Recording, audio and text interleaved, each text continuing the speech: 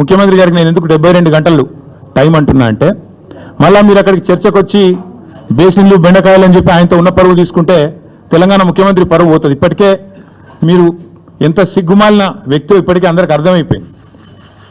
ఎవరన్నా అడుగుతాడండి ముఖ్యమంత్రి దేవాదుల గోదావరి బేసిన్లు ఉన్నదా అని అడిగే పరిస్థితి ముఖ్యమంత్రిది. బేసిన్ తెలియదు, బెండకాయ తెలియదు. దాంతోపాటు ఇంకా దరిద్రం ఏంటంటే నల్లమల పులి అని చెప్పుకుంటాడు. నల్లమల తెలంగాణలోనే ఉంది కదా అని అడుగుతాడు మీటింగ్లో.